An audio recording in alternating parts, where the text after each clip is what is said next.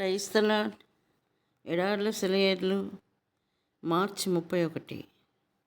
గాలి ఎదురైనందున మత్తయి 14:24.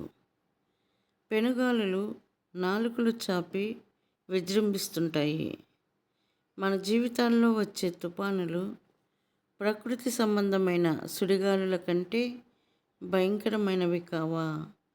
కానీ నిజంగా ఇలాంటి గాలివానల అనుభవాల గురించి మనం సంతోషించాలి.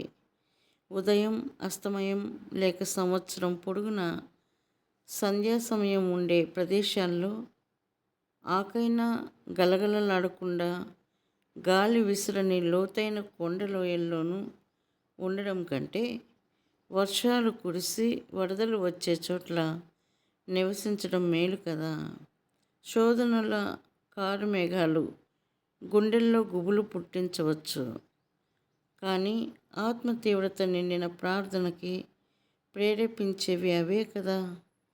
ఇంకా ఆతృతతో మనకివ్వబడిన వాగ్దానాలను గట్టిగా పట్టుకునేలా చేసేవి అవే కదా.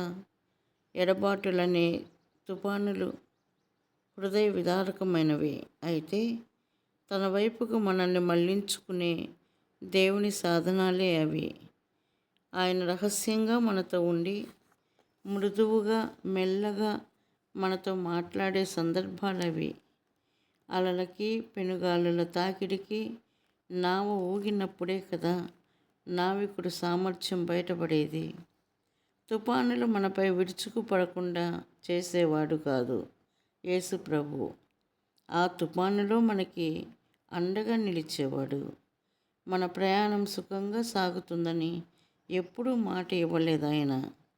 కానీ గమ్యం మాత్రం క్షేమంగా చేర్చే బాధ్యత ఆయనది.